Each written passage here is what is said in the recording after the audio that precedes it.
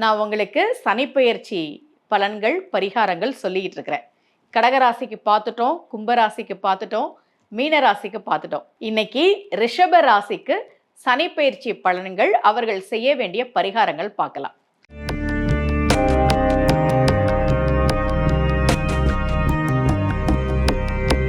ரகசிய உண்மைகள் சேனலை பார்த்து கொண்டிருக்கும் உங்கள் அனைவருக்கும் சுமதி ஸ்ரீயின் அன்பு வணக்கம். இந்த பகுதியில் நம்ம நிறைய பரிகார முறைகள், பரிகார தலங்கள், ஆன்மீக கேள்வி பதில்கள், ஆன்மீக சந்தேகங்கள், என்ன பிரச்சனைக்கு என்ன மாதிரி வழிபாடு பண்ணணும்னு தொடர்ந்து பார்த்துக்கிட்டு இருக்கோம். ரிஷபராசி நேர்கள் சனி பயிற்சிக்காக காத்துக்கிட்டு இருக்கிறீங்களா? சனி 11க்கு வரார், லாப சனியாக வருகிறார். இந்த சனி பயிற்சியில உங்களுக்கு கண்டிப்பாக லாபம் உண்டு, தொழில் விருத்தியாகும், தொழிலில் வெற்றி கிடைக்கும், குடும்ப உறவுகளுக்குள்ள இருந்த அந்த மனக்கசப்பு விலகும், திருமணம் ஆகாதவர்களுக்கு நிச்சயமாக திருமணம் நடக்கும். ஏன் அப்படின்னா மே மாசத்திற்கு பிறகு 2ல குரு வரார். 2ல வரக்கூடிய அந்த குரு குடும்பத்தை அமைத்து கொடுப்பார், பிரிஞ்சிருந்த குடும்பங்களை சேர்த்து வைப்பார். அதே மாதிரி என்கிட்ட ஜாதகம் பார்க்கும்போது சொல்லுவாங்க, அம்மா முதல் திருமணம் சரியில்லை, நாங்கள் விவாகரத்தை வாங்கிட்டோம், 2வது திருமணத்துக்காக முயற்சி பண்ணுறோம், நடக்கவே இல்லை, 2வது திருமணம் நடக்குமா, அந்த மாதிரிலாம் கேட்பாங்க. ரிஷபராசி நேயர்கள் யாராவது 2வது திருமணத்திற்கு முயற்சி செய்துட்டு இருந்தீங்கன்னா அது அமைவதற்கான வாய்ப்பும் இந்த காலகட்டத்தில் உண்டு.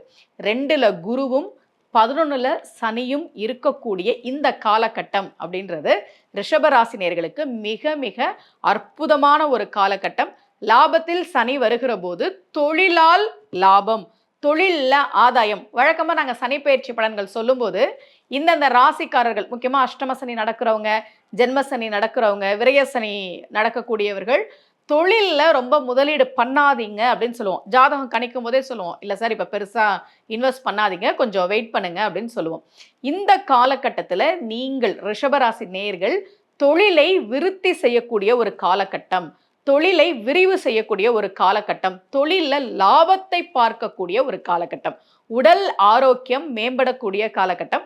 அதே போல கலைத்துறையில் இருப்பவர்களுக்கு, ரிஷபராசி நேயர்கள் கலைத்துறையில் இருக்கிறேன், ஏன்னா என்கிட்ட ஜாதகம் பார்க்கும்போது சொல்லுவாங்க, சினிமாவில் நான் முயற்சி பண்ணிக்கிட்டு இருக்கேன், அல்லது நான் 1 படம் 2 படம் நடிச்சிருக்கேன், எனக்கு இன்னும் கொஞ்சம் வெற்றி வேணும் அப்படின்னு கேட்பாங்க. எல்லா விதத்திலும் லாபம் தரக்கூடியதாக இந்த சனி பயிற்சி உங்களுக்கு இருக்கிறது. குடும்ப உறவுகளுக்குள்ள கண்டிப்பாக மகிழ்ச்சி உங்களுக்கு கிடைக்கும். நிறைய பேர் மனைவி கோச்சிக்கிட்டு தனியாக போயிருக்கிறாங்க, என்கிட்ட பேச மாட்டேன்றாங்க, இல்லை கணவர் என்கிட்ட பேச மாட்டேங்கிறாரு, இது எப்படி முடிவுக்கு வரும்னே தெரியல, என்ன ஆக போகுதுன்னு தெரியல அப்படின்னு ஜாதகம் கணிக்கும் போது சொல்லுவாங்க. எப்படிப்பட்ட பிரச்சனையாக இருந்தாலும் அதையெல்லாம் தீரக்கூடிய ஒரு காலகட்டம் மார்ச் 29ஆம் தேதி சனி பயிற்சிக்கு பிறகு உங்களுக்கு வருது. ரொம்ப மகிழ்ச்சியான ஒரு காலகட்டம், எல்லாத்துலேயும் வெற்றி. நான் ஒரு முயற்சி பண்ணுறேன், அது தள்ளி போயிட்டே இருக்கு, எனக்கு கிடைக்க மாட்டேங்குது, இந்த மாதிரியெல்லாம் சொன்னவர்கள் இந்த சனி பயிற்சிக்கு பிறகு உங்கள் முயற்சிக்கான பலன் நிச்சயமாக கிடைப்பதை பார்ப்பீர்கள். பணவரவு அதிகரிக்கும். 2ல குரு 11ல சனி என்கிற அமைப்பு அப்படின்றது ரொம்ப ரொம்ப அற்புதமான ஒரு அமைப்பு. ரிஷபர் ராசி நேயர்களுக்கு இந்த சனி பயிற்சி நல்ல பலன்களை, எல்லாத்துலேயும் வெற்றி, எல்லாத்துலேயும் மகிழ்ச்சி என்கிற காலகட்டமாக நிச்சயமாக இருக்கும். அதில் உங்களுக்கு சந்தேகமே வேணாம்.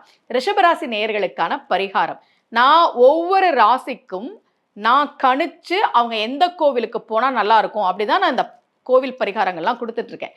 அப்படி நான் ரிஷபராசி நேயர்களுக்கு சொல்லக்கூடிய பரிகாரம், உங்களுக்கு நேரம் கிடைக்கும் போது, எப்போ நேரம் இருக்கோ அப்போ நீங்கள் கும்பகோணம் பக்கத்தில் திருவிடைமருதூர் மகாலிங்க சுவாமி கோவிலுக்கு ஒரு முறை போயிட்டு வாங்க.